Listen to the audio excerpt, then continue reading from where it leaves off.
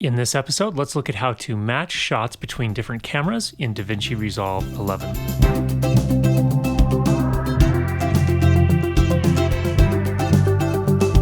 All right, let's have a look at how to match shots between different cameras in DaVinci Resolve 11. I am not a colorist, certainly not a professional colorist, and barely even just starting to learn how to color grade with DaVinci Resolve 11. So let's take a look at a common problem, and this is a case where I have shot the same scene with two different cameras.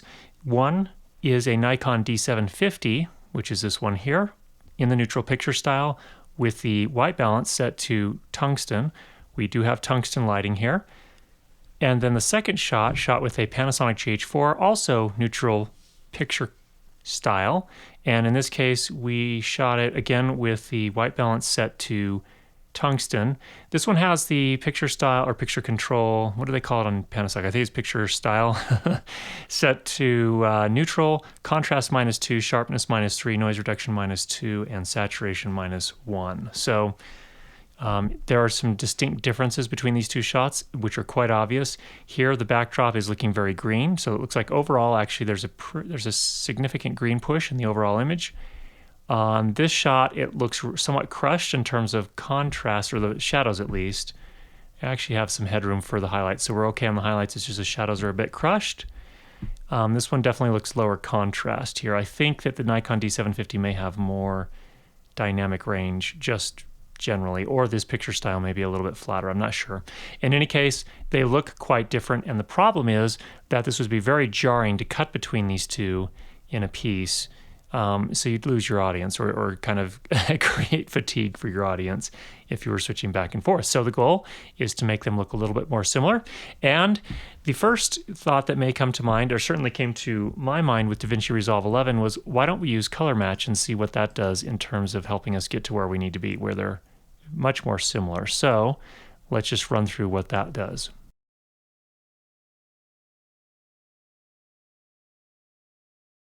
All right, this certainly helped to neutralize things a little bit here, and you can see it definitely made some changes to the color. Looks like it did more to the Nikon shot than it did to the Panasonic shot, interestingly. I'm not entirely sure how this works. I'll be honest with you on this. It's not a perfect match, so I'm still going to need to do some additional work to get them matched. But that's a nice start, so that's really great. Thank you for that, Black Magic Design. Appreciate that. Let's come back over here and look at what else needs to be done. All right, so I learned most of what I'm doing here from Patrick Inhofer. If you haven't heard of him, he is a fantastic teacher of color grading. He has a course that was recently released on lynda.com called, I don't remember what it's called, but if you just do a search for DaVinci Resolve, his is the one that comes up, and it's updated for DaVinci Resolve 11. It came out just within the last month or two, and I've been working my way through it, learning a ton from him, and I'd highly recommend it. Here, one of the things that he suggests is that kind of 80% of matching shots is matching the luma between the two. So your highlights and shadows, getting those in the same range does a lot to get you towards match shots. And then the remaining 20%, of course, is color. So what he recommends actually is using waveform and a parade, and I think this has actually been working pretty well for me as well. So what we do is I choose just the two up, and I use waveform, and then on the waveform I come down here into the settings and I turn off the actual colors here. I just want to use this for luma, so I just click that to turn that off and put it in luma mode. And then I have the parade here to help me with my colors. So the first thing I notice here, and if you are not familiar with how a waveform works, this represents the left side of your frame over here. This represents the right side of your frame. And then 0 to 1023 identifies the luma level at that part of the frame in terms of the horizontal orientation. So for example, right here, we have the backdrop, which is represented here. You can see it kind of drops off in terms of its luminance near the edge versus the middle. Here we have the color chart represented, and actually that extends down to here. The black parts are down here. The lighter parts are up here. We have my head right here. And then we have the right-hand side of the backdrop over here, and you can see that falls off. Also down here in the shadows, this represents the jacket that I'm wearing there. right here. So you can see that these are kind of crushed, and that's the first issue we want to address. And there are a couple ways we could do that. We just push our lift here, just like that, and I think that's going to work just fine for us. One thing that Patrick Inhofer suggested, which I thought was pretty interesting, is that there's another way to do this that's not available in the color wheels palette here. But if you come over here to this interface, you can actually increase the luma without technically pushing the 3 channels. So for example, if you see here, if we do the same thing here and increase the luma using this roller here, you can see it actually increases the red, green, and blue channels. So let's reset. The other way you can do it is just pushing the luma up using this control here. I'm not entirely sure I understand the whole difference here, but the idea is that you shouldn't tweak you won't tweak your colors as much if you just affect the luma here, as opposed to using this where you're actually adding color to each of the 3 channels. So kind of an interesting difference. In any case, let's look between the two here. Here are my shadows here. You can see the jacket's sitting up here. On this one, it looks like it's sitting a little bit lower. And I think what I'm going to do is actually pull this one down. And in fact, you notice that the luma, the highlights on my face are a little bit higher in this shot. So what I might actually do on this shot is actually just punch the contrast a little bit, which stretches it, as you see. Don't want to stretch too far. And this actually may be a good time to come back here. And let's, whoops, accidentally created a new node. What I want to do is grab a still here.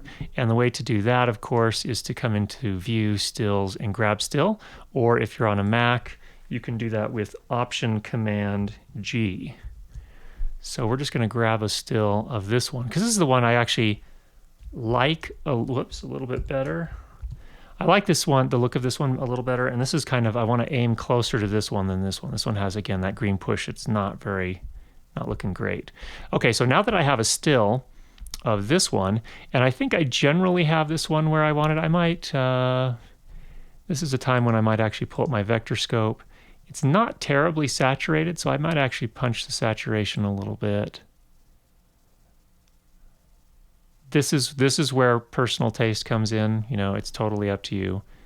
I think I might actually pull those highlights up a touch as well. Or sorry, the gain. Important distinction there. To increase the luma, okay.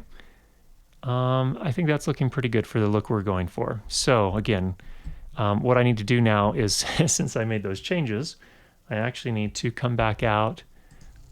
Let's grab that still again. So again, Command Option G to grab a still of that. We're going to come back to the other one now. All right, now what I can do is go ahead and come into wipe mode, where I can put them right next to each other and see how different they are. So we're looking closer already. This is good. What I want to do again is kind of check the luma levels. I think on this one we need to push the gain up a little bit. Somewhere in there. So now I think we have, you know, the jacket's looking pretty close now. The luma levels are looking pretty close now. The skin tones are where the big difference remains. And it's possible that's just saturation. Let's see what happens when we push the saturation up. Gets us a little closer, but what I'm noticing is that this one looks, to me, to my eye, quite a bit more red, whereas this one seems to have more yellow. Okay, so I'm going to come back to my parade scopes here and look at the difference. You'll notice the red this is my head in the left-hand shot, this is my head in the right-hand shot, at least the highlight part of it. And those waveforms look a little bit different. And then we come over to green and blue. Blue's pretty close. This one has a little bit more blue in it. This one definitely has more green in it, which is interesting.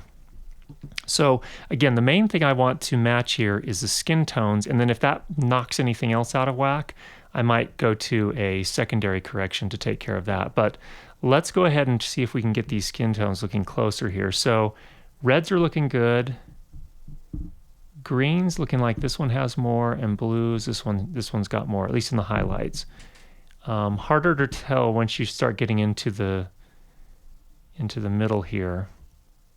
So let's go ahead and start playing with things a little bit and see what happens. So we're going to leave the red where it is in the gain. And let's see here. Let's bump up the green a little bit. Now you can see automatically it starts to affect the other channels. So if I push the green, watch the red part of the parade scope and the blue part. They start changing pretty dramatically. So it's all a trade-off, if you will. So if I push green into it to get us a little closer to the level, and that other one, I'm gonna have to come back in and compensate and push some red back into it as well. But now it's looking all sorts of wonky. I think we're gonna wanna reset there and start over. So let's see here. Again, let's push a little bit of red in. Now this is where it may make sense to come back to the color wheels here. To make it a little bit more yellow, we would push it toward yellow over here. That may be too far. And we may need to bump that saturation back down. Oh, here, getting a little closer maybe. We'll do the same thing in the gamma. Not too far, pull that saturation back down. We're definitely getting closer. It feels like we lost some luma there, so let's come back in here. Push that up. Now that is not anywhere near perfect, but you can see we're definitely way closer than we used to be. So for example, if I turn off the changes we made, there's where we started, and here's where we are now.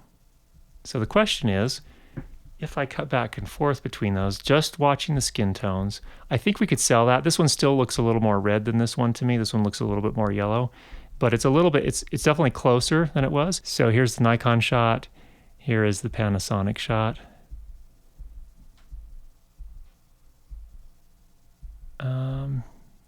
There we go. Not perfect. I still have a lot to learn, but there's kind of a start in terms of how you can match shots. Again, just to compare, we started there, we started there. Those were very different, kind of jarring. And we ended up here and here. So again, I think we could pull that off as a cut between those two and learn some things. So if you have some insights on how to better do this, again, I am just getting started on this, just trying to learn how to do this, but that's what I've learned so far. That is something I can work with for now. It's not perfect, and I hope to refine the skills. But if you've got insights on how to do this more effectively, more quickly, definitely let us know, and so that our whole community here can learn a little bit more. Thanks for checking out today's show. If you haven't subscribed already, make sure you go ahead and do that, and we'll be sure to get you more great videos on how to improve your lighting and sound for video. Talk with you soon.